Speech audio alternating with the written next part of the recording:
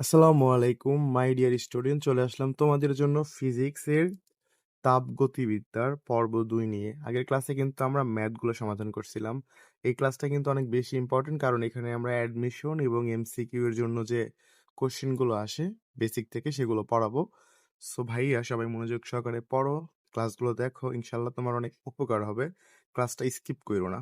চলো আমরা আগের পর্বে যা শিখছিলাম একটু রিভাইজ দিয়ে নিব। যখন পর্ব 2 তে আমরা পর্ব 1 এ শিখছিলাম হচ্ছে কিউ সমান এমএলএফ, 0 ডিগ্রি বরফকে আমরা যখন 0 ডিগ্রি পানিতে রূপান্তর করবো সেই সূত্রটা। আরেকটা শিখছিলাম কিউ সমান এমএলভি, 100 ডিগ্রির পানিকে 100 ডিগ্রি বাষ্পে পরিণত করার আর এখানে আরেকটা সূত্র শিখছিলাম যে প্রয়োজনীয় তাপ নির্ণয়, কিউ সমান এমএস ডেল থিটা। আশা করি তোমাদের মনে আছে যারা ক্লাসটা করছো, আর যারা করো নাই দয়া করে 1 নম্বর পর্বে ক্লাসটা করে আসো ভাইয়া। তো আজকের ম্যাথগুলো কিন্তু অনেক ইম্পর্টেন্ট ম্যাথ, সো মনোযোগ সহকারে বুঝো। এখানে বলা আছে দেখো 4200 মিটার উঁচু একটা জলপাতের তলদেশের মধ্যে তাপমাত্রার ব্যবধান কত হবে? 4200 মিটার উঁচু। এইটা হচ্ছে তোমার দেখো 4200 মিটার উঁচু। এখানে আমাদের ধরো একটা জলপাত আছে, বা এখান থেকে আমি জলটাকে ধরো নিচের দিকে ফেলে দিলাম। তো ভাইয়া যখন তুমি নিচ থেকে কোনো বস্তুকে উপরের দিকে উঠায় নিয়ে যাবা, ধরো এই কলমটাকে আমি নিচ থেকে উপরের দিকে উঠাইলাম, এখন কিন্তু এই কলমের মধ্যে একটা শক্তি সঞ্চিত হয়েছে, তোমরা 9-10-এ পড়ে আসছো। সেই শক্তিটাকে বলা হয় তোমার হচ্ছে কি শক্তি বলো তো? বিভব শক্তি, তাই না? এটা তোমরা জানো, কোনো বস্তুকে নিচ থেকে উপরের দিকে উঠাই দিলে সেটা কি হয়? বিভব শক্তি হয়। তাহলে এখান থেকে আমরা দেখো 4200 মিটার উপরে একটা জলপাত বলছে না, তার মানে এখানে যে জলটা আছে বা যেটা আছে সেটার মধ্যে কিন্তু একটা বিভব শক্তি আছে। বুঝতে পারছো ব্যাপারটা? এটা আশা করি তোমাদের ক্লিয়ার। এখন বলছে জলপাতের তলদেশের মধ্যে তাপমাত্রার ব্যবধান কত। এখান থেকে সে জলটাকে তুমি ছেড়ে দিলে, একটা বস্তুকে যখন তুমি মাটিতে ফেলে দিবা সেখানে কিন্তু অনেকগুলা শক্তি উৎপন্ন হয়, তাই না? যেমন তাপ শক্তি উৎপন্ন হয়, শব্দ শক্তি উৎপন্ন হয়। এগুলো হয়তো আমরা ফিল করতে পারি না, বাট উৎপন্ন হয়। চলো এই ম্যাথটা আমরা সমাধান করব। তো এখানে আমাদের বলছে তাপমাত্রার ব্যবধান। তো তাপমাত্রা হচ্ছে প্রয়োজনীয় তাপমাত্রার সূত্রটা আমরা জানি হচ্ছে কিউ। আর এখানে যেহেতু আমাদের যে বস্তুটাকে আমরা এখানে রাখতেছি উপরে, এর মধ্যে কি হয়? একটা বিভব শক্তি জমা হয়, বা এখানে একটা মোট শক্তি থাকে। সেই জন্য আমাদের এখানে বিভব শক্তির সূত্র লিখতে হবে ইপি। বুঝতে পারছো ব্যাপারটা? যে দেখো 4200 মিটার উঁচু একটি জলপাতের তলদেশের মধ্যে তাপমাত্রার ব্যবধান। তো এখান থেকে আমাদের 4200 মিটার উঁচু থেকে যদি তুমি একটা বস্তুকে ফেলে দাও, তাহলে এই বস্তুটা ধীরে ধীরে পড়বে, সে একটা গতিপ্রাপ্ত হবে, মানে সেখানে সেই গতিপ্রাপ্ত হবে এবং যখন নিচে সেটা পড়বে সেখানে একটা তাপমাত্রা উৎপন্ন করবে। তো এখানে বলছে তাপমাত্রার ব্যবধান কত। তো তাপমাত্রার ব্যবধান মানে কি জানো? ডেল কিউ বের করতে হবে তোমাকে। থিটা মানে হচ্ছে তাপমাত্রা, আর তোমাকে বের করতে হবে ডেল থিটা বের করতে হবে।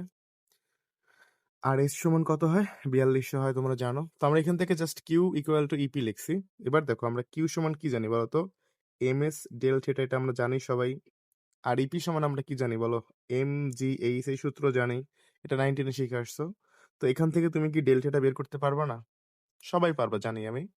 তারপরে আমি নিজেই করে দিচ্ছি। তো এখান থেকে তুমি ডেল থিটাটাকে রেখে দিবা ভাইয়া। তারপরে এখানে তোমার হচ্ছে ওকে, আমি এম জি এইচ ডিভাইডেড লিখলাম হচ্ছে ভাইয়া এম এস। এখন যেটা হবে, এম এম ক্যান্সেল হয়ে যাবে, দেখতে পাচ্ছ। তো ফাইনাল এখানে থাকবে জি। জি মানে কত বলো তো? 9.8, তাই না? এখানে আমরা জি এর মান বসাই দেবো 9.8 গুণন এইচ এর মান কত হবে? এইচ এর মান তুমি দেখতেই পাচ্ছ কতটুকু উচ্চতা বলা আছে এখানে, 4200 মিটার বলা আছে। তো এখানে আমরা 4200 বসাই দেবো, ঠিক আছে? আর নিচে যে তোমার এস আছে ভাইয়া, সেই এস এর মান কত? এস এর মান তোমার দেখো, এই যে পানির যে আপেক্ষিক তাপ এস, সেটাও হচ্ছে 4200। আগের ক্লাসে তোমাদের বলছি আমরা। এবার এই 4200 ক্যান্সেল হয়ে গেল, তাহলে থাকলো কত? 9.8 ডিগ্রি সেলসিয়াস। অথবা তুমি এটাকে চাইলে 9.8 ডিগ্রি কেলভিনও বলতে পারো। মানে তুমি এটাকে সেলসিয়াস স্কেলে বলতে পারো, কেলভিন স্কেলে বলতে পারো, তাপমাত্রার ব্যবধান। ম্যাথটা কি আমরা বুঝতে পারছি? খুবই সহজ ম্যাথ। দেখো তোমাদের মনের মধ্যে কোশ্চেন থাকতে পারে, কোনো কিছু নাও বুঝতে পারো। যদি না বোঝো তাহলে কি করবা জানো ভাইয়া? সুন্দর করে আমাকে হোয়াটসঅ্যাপে জানাই দিবা, স্যার এটা বুঝলাম না, একটু বুঝাই দেন। আমি কিন্তু তোমাদেরকে অবশ্যই রেসপন্স করব। এটুকু আশা করি তোমরা বুঝে গেছো। খুবই সহজ একটা ম্যাথ ছিল, এখানে তাপমাত্রার ব্যবধান চাইছে মানে তোমাকে ডেল্টাটা বের করতে হবে। পরবর্তী যে ম্যাথটা আছে দেখো, চলো আমরা পরবর্তী ম্যাথটা করব। একদম সিমিলার ম্যাথ। একটা জলপাতে 100 মিটারের উপর হতে পানি নিচে পতিত হয়। ওই উপর থেকে নিচে পড়া মানে কি দেখো তো? একটা বস্তুকে যখন তুমি ভাইয়া উপর থেকে নিচের দিকে ফেলবা, সেই বস্তুর কিন্তু তাপমাত্রার পরিবর্তন হয়। কারণ সেখানে তোমার তাপ শক্তি ক্ষয় হয়, শব্দ শক্তি উৎপন্ন হয়। এটা তোমরা অবশ্যই জানো। তাহলে উপরে ও নিচের পানির তাপমাত্রার পার্থক্য কত? তাপমাত্রার পার্থক্য আর তাপমাত্রার ব্যবধান একই কথা। তার মানে এখানে তোমাকে ডেল কিউ বের করতে হবে, তাই না? ডেল কিউটা বের করতে হবে। তো ভাইয়া এটা তোমাদের জন্য কি থাকলো বলো তো? এইচ-ডব্লিউ নিজে করো। নিজে করে আমাকে এটা তোমরা জমা দাও। এইচ-ডব্লিউ-1। ওকে? চলো আমরা এর পরবর্তী স্টেপের ম্যাথে চলে যাব। সেম টাইপের ম্যাথগুলো একসাথে করতেছি আমরা, টাইপ ভিত্তিক ম্যাথ।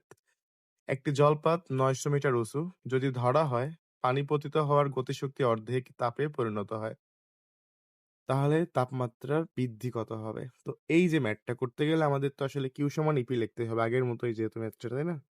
তো কিউ সমান আমরা ইপি লিখবো, কিন্তু এখানে কিন্তু বলা আছে যে গতিশক্তি অর্ধেক তাপে পরিণত হয়। অর্ধেক তাপে পরিণত হয়, অর্ধেক মানে এখানে একটা হাফ হবে, সহজ কথা।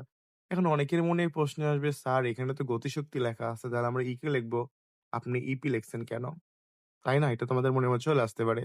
বাট আসলে ঘটনা কিন্তু এটা না। তুমি বিষয়টা বুঝো। এখানে ধরো তোমার ৯০০ মিটার উপরে কি আছে? পানি আছে। এখান থেকে সেই পানিটাকে তুমি এখানে তো আছে। এখানে আছে মানে এখানে মোট শক্তিটা কি শক্তি বলো তো? বিভব শক্তি। ঠিক আছে? এখানে থাকা মানে কি? বিভব শক্তি। উচ্চতায় যখন তুমি কোনো বস্তুকে নিয়ে যাবা, সেখানে শক্তি সঞ্চিত হয় আর সেটা হচ্ছে বিভব শক্তি। এখন এই বস্তুটাকে যখন তুমি নিচের দিকে ফেলে দিবা, তখন এখানে বলছে অর্ধেক তাপে পরিণত হবে। মানে আগেরটা যেমন তোমার পুরাপুরি তাপ ছিল, বাট যখন ফেলে দিবা তখন সেটার তাপ কি হবে? অর্ধেক তাপে। এখানে বলছে দেখো একটা সে নির্দিষ্ট একটা গতিতে পড়বে। যখন সে গতিতে পড়বে তার তাপ শক্তি কি হবে? অর্ধেক তাপে পরিণত হবে। এজন্য আমাদের এখানে তো মোট শক্তি ইপি ছিল। তো অর্ধেকে যেহেতু পরিণত হবে এজন্য হাফ ইপি লিখছি। বুঝতে পারছো? আশা করি তোমরা এটা বুঝতে পারছো যে কেন আমরা হাফ ইপি লিখছি। তো এখন তো মনে হয় ম্যাথটা সবাই করতে পারবা। কিউ সমান কি হয় বলো তো? এমএস ডেল সেটা হয়। আর এখানে তোমার হচ্ছে হাফ ইন্টু এমজিএইচ। কে ক্যান্সেল করে দাও, তুমি একবার ডেল সেটা ইকুয়াল টু লিখতে পারো। তো দেখো এখানে এস ছিল গুণ আকারে, এস কিন্তু চলে যাবে নিচে ভাগ আকারে, উপরে যাবে জিএইচ, তাই না? জিএইচ ডিভাইডেড তোমার হচ্ছে 2s। এটাই কিন্তু হচ্ছে জিএইচ ডিভাইডেড 2s। তো আমরা এখানে লিখে দিলাম 2s। এবার জাস্ট মানগুলো বসায় দিব। জি মানে 9.8, এইচ মানে উচ্চতা কত মিটার? 900 মিটার। আর এখানে 2 ইন্টু এস মানে 4200। তো সব মিলে যদি আমরা এটাকে ক্যালকুলেশন করে দিই বা ভাগ করে দিই, তাহলে ভাগফল কত আসবে? করে দেখো। এটা আসে তোমার হচ্ছে, নিজের এটা ক্যালকুলেশন করলে তুমি এখানে অ্যান্সার পাবা হচ্ছে 105 ডিগ্রি সেলসিয়াস, বা এটাকে তুমি 105 ডিগ্রি কেলভিনও বলতে পারো। তো ম্যাথটা কিন্তু আমি করে দিলাম। বুঝতে পারছো কিনা এই যে এখানে সমস্যা হইলে বইলো।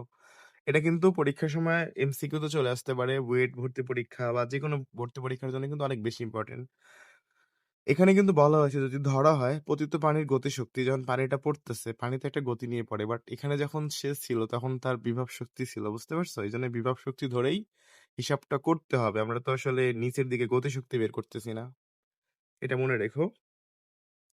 গতিশক্তি অর্ধেক মানে এখান থেকে পড়ার সময় যে একটা গতি প্রাপ্ত হবে না, সেই গতিশক্তির অর্ধেক তাপে পরিণত হবে। এজন্য তো আমরা দেখো কিউ সমান লিখছি হাফ অফ ইপি। এই তো সুন্দর করে ম্যাথটা করে ফেলছি। আশা করি বুঝতে পারছো। এখানে যদি বলতো 1/3 তাহলে কত হইতো? এখানে 1/3 হইতো। 1/4 অংশ যদি বলতো তাহলে কত হইতো? 1/4 হইতো। জাস্ট এগুলো তোমাকে একটু ছোটখাটো চেঞ্জ করে দিতে পারে। তার বেশি কোনো কঠিন করবে না। এরপরে দেখো আরেকটা ম্যাথ। একটি একটি জলপাতের পানি 50 মিটার উঁচু থেকে নিচে পড়ছে। এর শক্তি 75% তাপে পরিণত হয়। আগের মতোই ম্যাথ ভাইয়া। তুমি কি করবা? কিউ সমান 75% কি লিখবা? ইপি লিখবা। কিউ সমান কি বলতো? এমএস ডেল সেটা 75% মানে তুমি চাইলে একবারে 75/100 লিখতে পারো। এর সঙ্গে থাকবে ইপি, মানে ইপি। ওকে, এখন তুমি কি ক্যালকুলেশন করতে পারবা না? এমএস ডেল সেটা সমান সমান কি লিখবা? 75। ওকে, আমি লিখলাম আর নিচে লিখলাম 100। ইপি মানে কি হবে ভাইয়া? এমজিএইচ হবে। এখান থেকে ক্যান্সেল হয়ে যাবে। আর তুমি একবার এখানে ডেল সেটা লেখো। এখানে যদি কাটাকাটি করি আমরা 25 দ্বারা কাটতে পারি। 25 দ্বারা কাটলে 3×25 75, 4×25 100। আর এই যে এস ছিল গুণাকার, এখানে ভাগ হয়ে যাবে। আর এখানে ছিল 3 জিএইচ, জিএইচ এর উপরে চলে গেল। 3 ইন্টু জি এর মান ভাই 9.8, এইচ এর মান হচ্ছে 50। আর 4 ইন্টু এস, এস তো 4200, জানোই তোমরা। এইটাকে যদি আমরা ক্যালকুলেশন করি তাহলে এখানে কিন্তু অ্যান্সার চলে আসবে। খুবই সহজ একটা ম্যাথ। এটা আসে তোমার 0.0875 ডিগ্রি সেলসিয়াস, অথবা তুমি চাইলে 0.0875 ডিগ্রি কেলভিনও বলতে পারো। তো এখানে একটা বিষয় ফলো করো, এখানে বলা আছে 1 কিলোগ্রাম পার পার ধর এখানে একক দেশে সেলসিয়াস। তো এটাকে আসলে আমাদেরকে আসলে মানে আপেক্ষিক তাপে নিতে হবে। তো এখানে আমরা 1 ক্যালোরি সমান জানি 4.2, আর এখানে গ্রাম মানে 1000ই হবে, তাই না? 1000 গ্রাম 1 কেজি হচ্ছে, যেহেতু আমরা কেজি এক যাবো এখান থেকে। আর এই পার সেলসিয়াস থেকে এটা কেলভিনে লিখে দিবা। তাহলে সব মিলে যেটা হলো 4200 joule per KG per kelvin. এটা তোমরা অলরেডি আগে থেকে জানো। তো এই যে ম্যাথটা হয়ে গেল আমাদের খুবই সহজভাবে, অনেকগুলো ম্যাথ শিখে ফেলছি। আর ফাইনালি যে ম্যাথটা আছে, একটা সীসার বুলেট কোথাও বাধাপ্রাপ্ত হয়ে তাপমাত্রা 100 ডিগ্রি সেলসিয়াস বৃদ্ধি পেল, সীসার আপেক্ষিক তাপ এত হলে বুলেটের বেগ কত ভাইয়া? খুবই কমন ম্যাথ অ্যাডমিশনের জন্য। তো এই ম্যাথটা কিন্তু সরাসরি হোয়াটসঅ্যাপে আমরা সলভ করে দিব। তোমরা যারা আসলেই ম্যাথটা শিখতে চাও সরাসরি আমাকে হোয়াটসঅ্যাপে নক করো, এখানে তোমরা সলভ ক্লাস পেয়ে যাবা। আর এই ক্লাসের প্রতিটা ম্যাথ বুঝছো কিনা আমাকে একটু জানাবা। প্রবলেম থাকলে অবশ্যই কোশ্চেন করো। সবাইকে ধন্যবাদ ক্লাসটা যারা দেখছো।